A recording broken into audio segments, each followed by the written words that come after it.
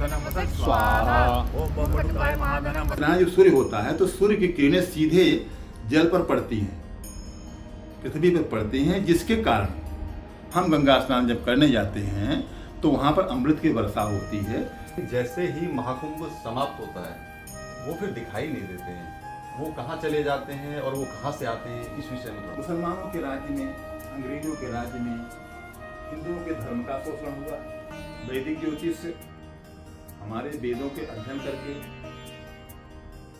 सूर्य और चंद्रमा दोनों की गणना करके उन्होंने वैदिक ज्योतिष की रचना की। अवधेशानंद जी गिरी जी हैं, वह अपने आश्रम में नहीं रुकते क्योंकि भ्रमण ही करते रहते हैं, लेकिन वह धर्म की रक्षा के लिए वेदों का अध्ययन करना, वेदों का ज्ञान समाज तक पहुंचाना और हमारे हिंदू धर्म की रक्षा कैसे होगी इसका उचित प्रबंध अवधेशानंद जी करते हैं।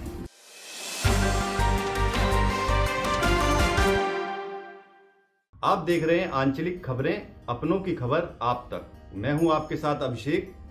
पुण्य भाग हमारे जो आज हम उपस्थित हुए स्वामी मंगलानंद जी महाराज महामंडलेश्वर के समक्ष।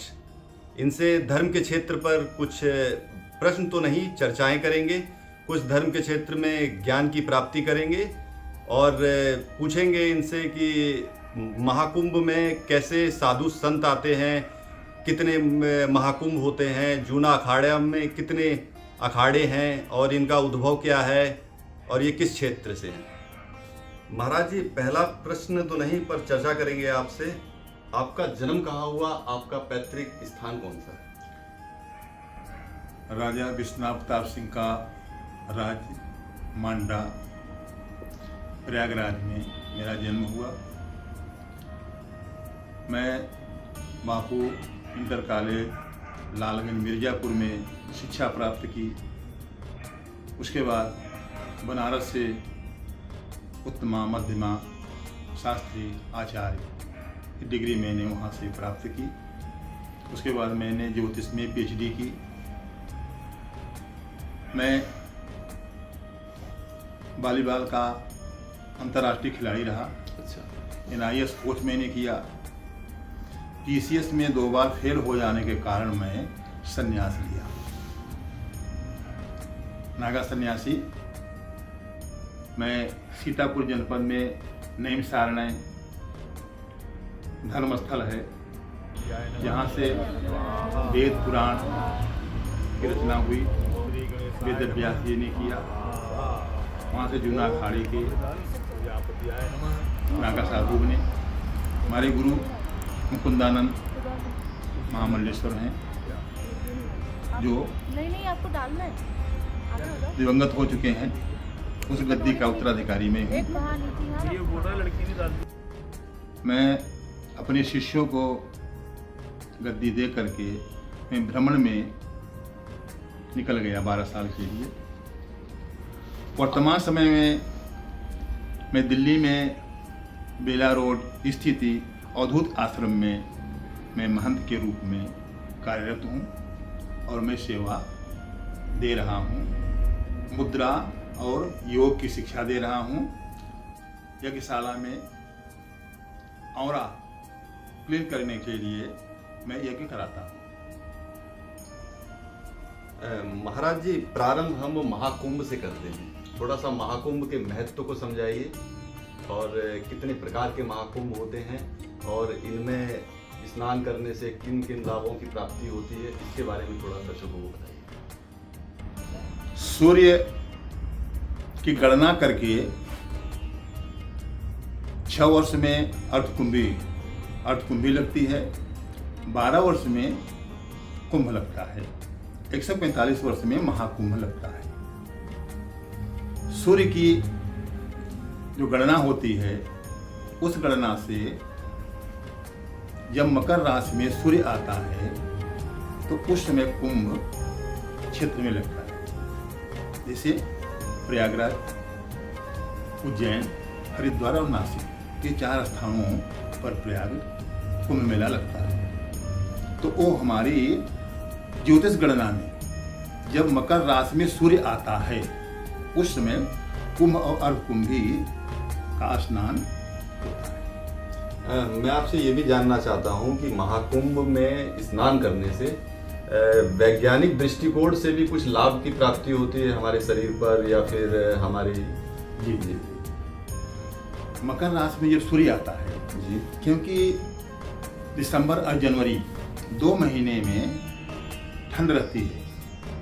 ठंड में सूर्य की किरणें हमें धरती पर प्रकाश नहीं देती हैं, गर्मी नहीं रहती है, जिसके कारण हम अस्वस्थ होते हैं। जब मकर राशि में मकर राशि का मतलब कि उत्तरायण जब सूर्य होता है तो सूर्य की किरणें सीधे जल पर पड़ती हैं, पृथ्वी पर पड़ती हैं, जिसके कारण हम गंगा स्नान जब करने जाते हैं तो वहाँ पर अमृत की वर्षा होती है, जिससे कि हम स्वस्थ होते हैं और उस स्नान का लाभ मिलता है। अच्छा, महाकुंभ में साधु सन्यासी और नागा साधु ये हमें दिखाई दी जब हम रिपोर्टिंग के लिए गए थे आंचलिक खबरों की ओर से। जब महाकुंभ को हमने कवर किया था तो हमें मतलब वहाँ बहुत सारे साधु संत दिखाई दिए, लेकिन जैसे ही महाकुंभ समाप्त होता है वो फिर दिखाई नहीं देते हैं। वो कहाँ चले जाते हैं और वो कहाँ से आते हैं, इस विषय में थोड़ा बताइए। महाकुंभ अर्धकुंभी समाप्त होने के बाद अपने देवता की मूर्ति लेकर के तीर्था स्नान करके अपने अपने आश्रम को वापस जाते हैं। अपने गुरु के आश्रम में रह करके शिक्षा, व्यायाम, योग 11 महीने तक करते हैं और वहीं पर निवास होता है, क्योंकि पब्लिक के बीच में जाने को वर्जित है। अच्छा, जूना अखाड़ा का नाम तो मतलब सभी लोगों ने सुन रखा है, लेकिन इसके बारे में थोड़ा बताइए और धर्म के क्षेत्र में इसका क्या महत्वपूर्ण योगदान है, इस पे थोड़ा प्रकाश करें। शंकराचार्य जी ने औरंगजेब के शासन काल से हिंदुओं की धर्म की रक्षा नहीं हो पा रही थी, जिसके कारण शंकराचार्य जी ने देश के चारों कोनों में 4 आश्रम बनाए हिंदुओं के धर्म की रक्षा के लिए। लेकिन धर्म की रक्षा नहीं हो पा रही थी, जिसके कारण उन्होंने नागा संप्रदाय की रचना की। नागा बनाने की प्रक्रिया उन्होंने शुरू की। किसने की? शंकराचार्य जी ने नए यंग साधुओं को तैयार किया, प्रशिक्षण दिया, तलवार चलाना, बंदूक चलाना, खाली हाथ मतलब रक्षा करना। रक्षा का प्रथम भाव मतलब इनके अंदर। हाँ, रक्षा के लिए, हिंदुओं के धर्म की रक्षा के लिए, क्योंकि मुसलमानों के राज्य में, अंग्रेजों के राज्य में हिंदुओं के धर्म का शोषण हुआ, संस्कृति का शोषण हुआ, जिसके कारण शंकराचार्य जी ने यह नागा साधुओं की रचना की। उनमें से 1945 में जूना अखाड़ा की स्थापना उत्तराखंड में हुई। वहाँ से जूना अखाड़ा में अच्छे विद्वान, जैसे कि आप इन लोगों के बारे में बताना चाहेंगे जो जिन्हें लोग जानते हैं। हाँ, जैसे आज के महामंडलेश्वर इस समय अवधेशानंद जी गिरी जी हैं। वह अपने आश्रम में नहीं रुकते, क्योंकि भ्रमण ही करते रहते हैं, लेकिन वह धर्म की रक्षा के लिए वेदों का अध्ययन करना, वेदों का ज्ञान समाज तक पहुँचाना और हमारे हिंदू धर्म की रक्षा कैसे होगी इसका उचित प्रबंध अवधेशानंद जी करते हैं। जी, तो ये तो हो गई जूना अखाड़े के बारे में। अब हम थोड़ा वैदिक ज्योतिष के बारे में थोड़ा समझेंगे और इसकी वैज्ञानिकता के बारे में थोड़ा बताइए कि मतलब लोग कहते हैं कि जो ज्योतिष विज्ञान है वो कपोल कल्पनाओं जैसा है और इसमें कुछ है नहीं। इसकी थोड़ा वैज्ञानिकता के प्रमाण के साथ बताइए कि मतलब क्या है ज्योतिष। वैदिक ज्योतिष हमारे वेदों के अध्ययन करके सूर्य और चंद्रमा दोनों की गणना करके उन्होंने वैदिक ज्योतिष की रचना की। हमारे 18 महर्षि हैं जो ज्योतिष वैदिक की किताब लिखे हैं। उनमें से भृगु संहिता, रावण संहिता, ये दो पुस्तकें हमारे शास्त्र मंत्र से प्रमाणित हैं, दृढ़ संहिता और रावण संहिता।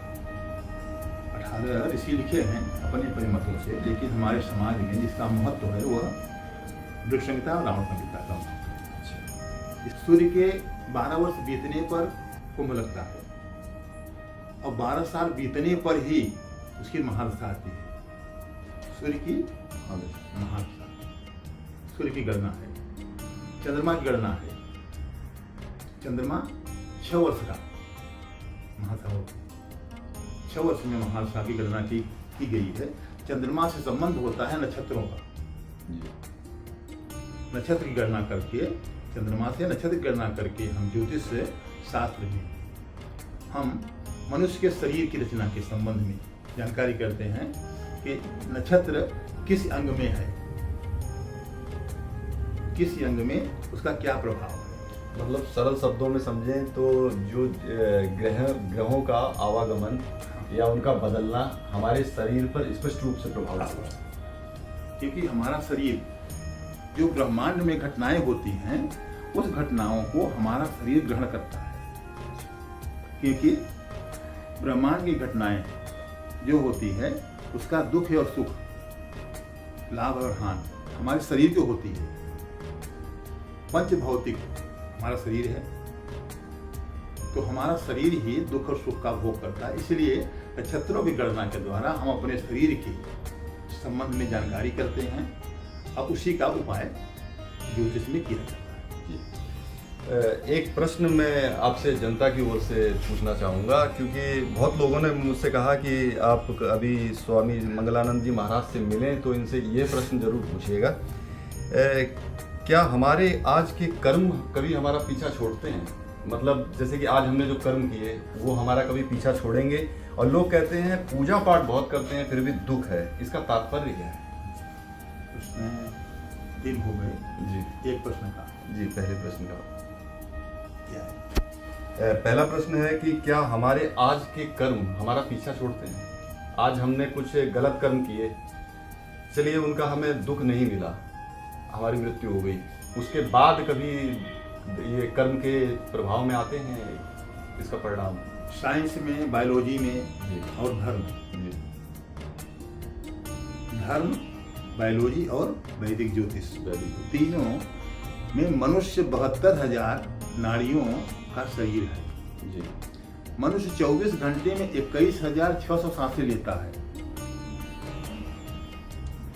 21,600 सांसें। यदि हम एक दिन में 10,000 सांसें अगर हम अपनी कम कर दें तो हम अपने कर्मों से मुक्त हो जाएंगे। जी। क्योंकि अगर मेरा कर्म प्रेजेंट टाइम, वर्तमान समय में घटना घटने वाली है, लेकिन मेरी शरीर और मेरा सांस अगर वहाँ नहीं पहुँचेगा उस प्लेस पर, तो कोई घटना नहीं होगी। हमारा जो कर्म है वह निश्चित है कि उससे मुक्त हो जाएंगे। हमारी गणना सांसों की है, मतलब बैठने पर मनुष्य 12 सांसें लेता है, चलते समय 18 सांसें लेता है, दौड़ने पर 64, बैठे 12 चलते 18 सोवत 25, सोने में 25 सांस लेता है और दौड़ने में 64 सांसें लेता है। अगर हम इन सांसों को कम कर दें तो निश्चित है कि हमारे कर्म बदल जाएंगे। कर्मणो है बोधव्यम, बोधव्यम च विकर्मण, अकर्मणस्य बोधव्यम गहनो कर्मागति। कर्मणो है बोधव्यम, बोधव्यम च विकर्मण, अकर्मणस्य बोध गहना कर्मणो गति। कर्म, अकर और विकर्म तीनों को हम समझेंगे, इसका गहन अध्ययन करेंगे, अपने सांसों की गणनाओं से जब हम अध्ययन करेंगे तो निश्चित है कि हमारे कर्म अकर्म नहीं बनेंगे और हमारे कर्म विकर्म नहीं बनेंगे, तो हम अपने कर्म से मुक्त हो जाएंगे। क्योंकि किसी भी कर्म को नष्ट करने के लिए और किसी बद्दुआ को नष्ट करने के लिए यह मुद्रा है। इस मुद्रा का लाभ आप ले सकते हैं, समाज को दे सकते हैं। इसके बारे में थोड़ा बताइए। यह जो है बद्दुआ मुद्रा है। अच्छा। हमारे पुराणों में 7,000 करोड़ श्लोक हैं। हमारे वेद पुराण शास्त्रों में कितने हैं?